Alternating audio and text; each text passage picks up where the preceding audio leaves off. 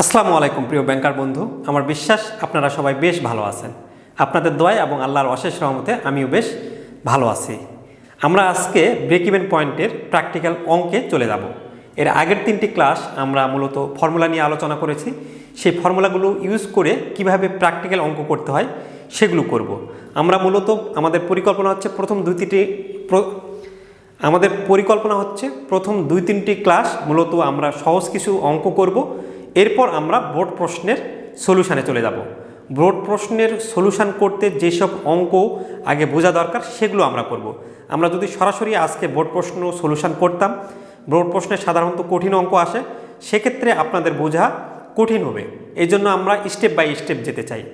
আপনারা যেমন জানেন না, যদি কেউ অলিম্পিক গেমসে খেলতে যায় বা বড় কোনো কিছু জায়গায় যেতে চায়, তার আগে তাকে কি করতে হয়?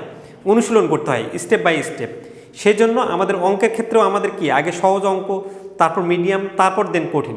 সরাসরি সোজাই যদি আমি আপনাকে অলিম্পিক গেমসে খেলতে নিয়ে যাই, তাহলে কি আপনি পারবেন?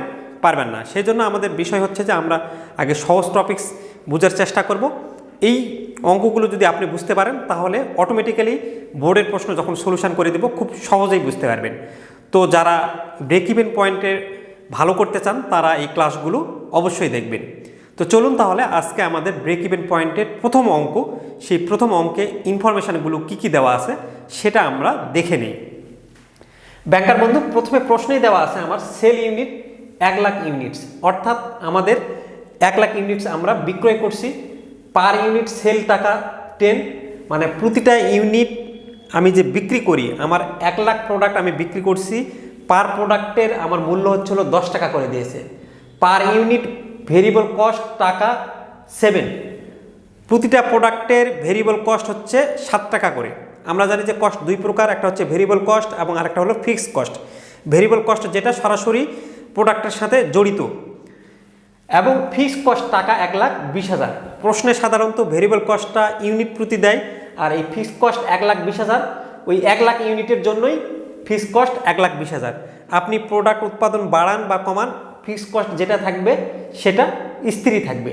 আমাদের কম্পিউট করতে বলছে break even point in unit. আমাদের ব্রেক ইভেন পয়েন্টের একক বের করতে বলছে। আমরা জানি যে আমরা ব্রেক ইভেন পয়েন্টের যখন সূত্র শিখেছিলাম তখন দুইটা সূত্র শিখছিলাম ব্রেক ইভেন পয়েন্টের। একটা হচ্ছে হলো এককে, আর একটা হচ্ছে হলো টাকার পরিমাণ।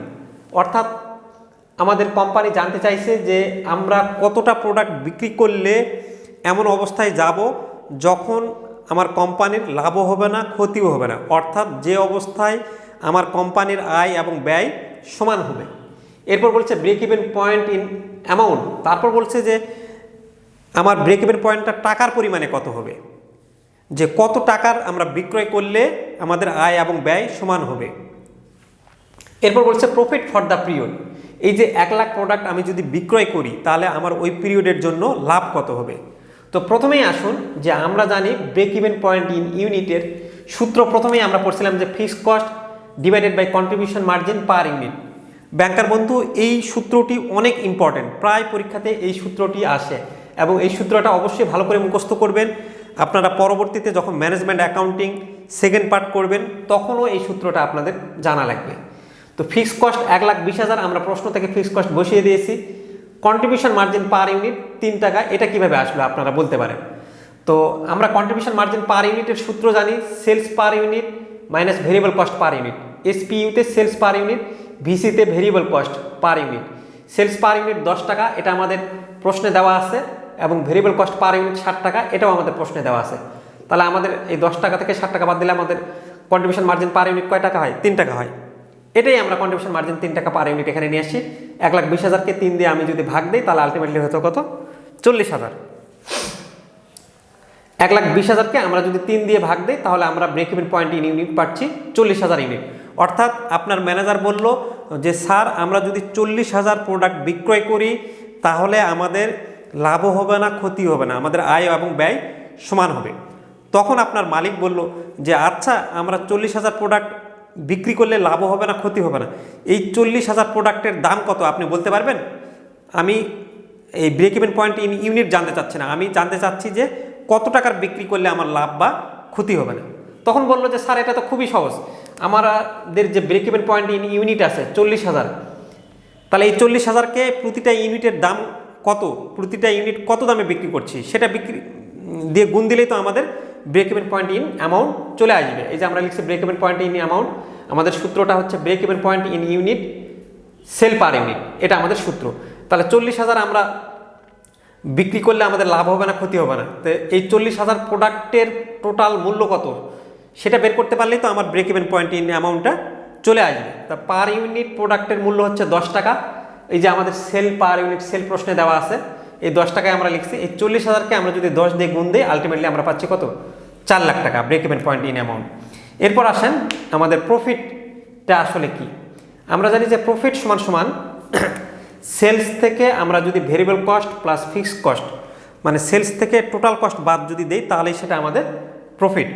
তাহলে সেলস আমরা লিখলাম সেলস মাইনাস, মানে বিক্রয় মূল্য থেকে আমাদের ব্যয়টা বাদ দিলেই তো আমরা প্রফিট পাই।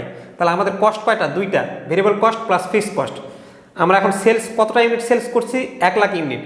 তাহলে 1 লাখ ইউনিটের মূল্য কত, 10 টাকা করে বিক্রি করছে, এটা আমাদের প্রশ্নে দেওয়াই আছে যে sales unit 1 lakh units and per unit sale টাকা 10 মাইনাস ভেরিয়েবল কস্ট। এখন আমি হলো 1 লাখ প্রোডাক্ট বিক্রয় করছি, তাহলে প্রতিটা ইউনিটের ভেরিয়েবল কস্ট কয় টাকা করে, 7 টাকা। ওই যে লিখছে পার ইউনিট ভেরিয়েবল কস্ট, তাহলে প্রতিটা ইউনিটের যদি ভেরিয়েবল কস্ট 7 টাকা হয় তাহলে আপনি প্রোডাক্ট বিক্রয় করছেন কত, 1 লাখ টাকা। তাহলে 1 লাখ প্রোডাক্টের টোটাল ভেরিয়েবল কস্ট কত সেটা দিয়ে গুণ দিতে হবে। আর ফিক্সড কস্ট 1,20,000, এটা তো আমাদের প্রশ্নে দেওয়াই আছে। তাহলে 10 লাখ মাইনাস আমাদের 7 লাখ টোটাল ভেরিয়েবল কস্ট আসলো, আর 1,20,000 ফিক্সড কস্ট। এই ক্যালকুলেশন করে আমরা আলটিমেটলি প্রফিট পাইছি আমাদের কত, 1,80,000 টাকা। তো আমার বিশ্বাস প্রিয় ব্যাংকার বন্ধু, যদি আপনাদের প্রশ্নে break even point in unit বলে তাহলে খুব সহজে বের করতে পারবেন, একেবারে পুরো সূত্রটা মুখস্থ করে ফেলবেন। Fixed cost divided by contribution margin per unit, আর কন্ট্রিবিউশন মার্জিন সরাসরি দেওয়া থাকে না, কন্ট্রিবিউশন মার্জিনটা আমরা বের করে নেই সেলস থেকে ভেরিয়েবল কস্ট বাদ দিলে। আর break even point in unit অ্যামাউন্টটা খুব সহজেই বের করতে পারবেন, যেটা ইউনিট আছে সেই ইউনিটকে প্রতিটা ইউনিট কত দামে বিক্রি করছেন সেটাতে আপনি গুণ দিয়ে দিবেন, তাহলে আপনার break even point in amount চলে আসবে। আর প্রফিট যদি বের করতে বলে তাহলে সবসময় মাথায় রাখবেন সেলস থেকে আপনার কস্ট বাদ দিলেই প্রফিট পাবেন। তো কস্ট আমরা জানি যে 2 ধরনের, ভেরিয়েবল কস্ট আর ফিক্সড কস্ট। আর আরেকটা জিনিস খেয়াল করবেন যে ভেরিয়েবল কস্ট ইউনিট প্রতি দেওয়া থাকে, কিন্তু যে পরিমাণ পণ্য বিক্রয় করবেন সেই পরিমাণের টোটাল ভেরিয়েবল কস্টটা আগে বের করে নেবেন। তাহলে এভাবে ক্যালকুলেশন করলে আপনার খুব সহজেই ব্রেক ইভেন পয়েন্ট এবং প্রফিট বের করতে পারবেন। চলুন তাহলে পরে আমরা আরেকটা অঙ্ক দেখে ফেলি।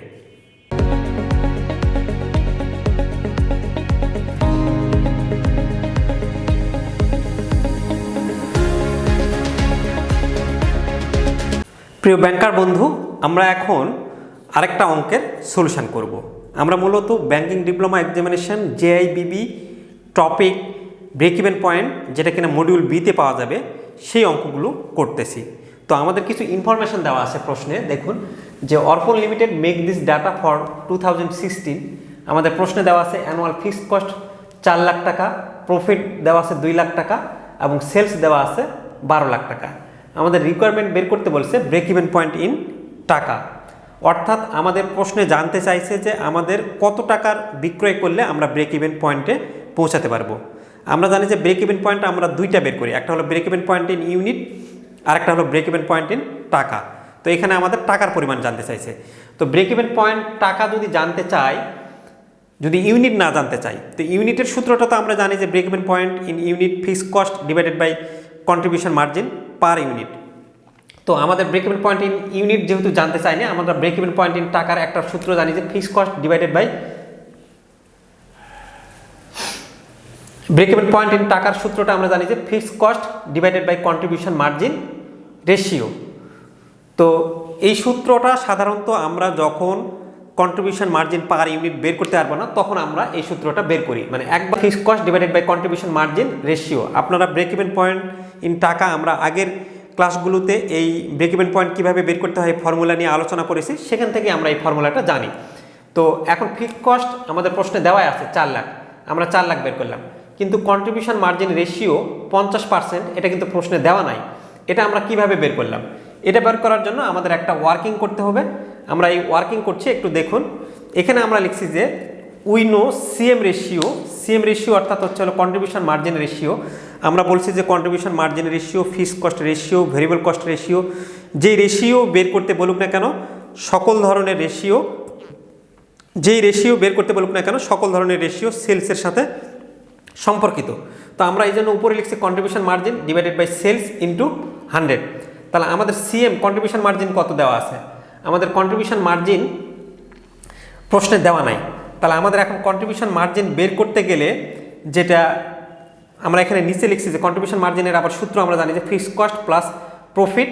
তো ফিক্সড কস্ট আমাদের কত দেওয়া আছে? 4 লাখ, আর প্রফিট তো আমাদের প্রশ্নে দেওয়াই আছে, আমরা 2 লাখ লিখছি। তাহলে আমাদের টোটাল কন্ট্রিবিউশন মার্জিন দাঁড়ালো কত? 6 লাখ। এখন এই সূত্রটা কিভাবে আসলো আপনারা একটা জিনিস খেয়াল করেন। আমরা নর্মালি আপনাদের একটা সমীকরণ শিখাইছিলাম না যে আমাদের সিএম থেকে কন্ট্রিবিউশন মার্জিন থেকে ফিক্সড কস্ট বাদ দিলে আমরা পাই হলো প্রফিট। এই সূত্রটা তো আমরা জানি। তাহলে আমরা যদি এই সিএম এই দিকে রাখি আর এই দিকে যদি ফিক্সড কস্ট নিয়ে যাই তাহলে ফিক্সড কস্ট প্লাস প্রফিট পাচ্ছি। তাহলে কন্ট্রিবিউশন মার্জিন সমান সমান আমরা ফিক্সড কস্ট প্লাস প্রফিট বলতে পারি। তাহলে এই কন্ট্রিবিউশন মার্জিনটাই আমরা এখানে 6 লাখ, 4 লাখ আর 2 লাখ যোগ করে পাইছি হলো 6 লাখ। এবং সেলস আমাদের 12 লাখ। ওই যে প্রশ্নে আমাদের দেওয়াই আছে সেলস কত? 12 লাখ। এই 12 লাখটা আমরা এখানে নিয়ে আসছি ইন্টু 100। তাহলে আমাদের কন্ট্রিবিউশন মার্জিন রেশিও দাঁড়ালো 50%। এই কন্ট্রিবিউশন মার্জিন রেশিও আমরা এখানে 50% দেখাই দিয়েছি। তারপর 4 লাখ ভাগ এই 50%কে যদি আমরা দশমিক করি তাহলে 0.50 পাবো। তাহলে 4 লাখকে 0.50 দিয়ে ভাগ দিলে আমরা পাচ্ছি হলো 8 লাখ। এটাই হচ্ছে হলো আমাদের ব্রেক ইভেন পয়েন্ট ইন টাকা। তাহলে আমাদের ব্রেক ইভেন পয়েন্ট ইন টাকার সূত্র আমরা জানি যে fixed cost divided by CM ratio, আর সিএম রেশিওর সূত্র আমরা জানি যে contribution per unit divided by sales into 100। তারপর আমাদের কন্ট্রিবিউশন যদি না দেওয়া থাকে তাহলে আমাদের টোটাল কন্ট্রিবিউশনটা এখানে বের করে নিতে হবে। টোটাল কন্ট্রিবিউশনটা আমরা ফিক্সড কস্টের সাথে প্রফিট যুক্ত করে দিলে আমরা টোটাল কন্ট্রিবিউশনটা পেয়ে যাব। এভাবে আমরা কন্ট্রিবিউশন মার্জিন রেশিও বের করার পর খুব সহজে ব্রেক ইভেন পার ইউনিট বের করে নেব।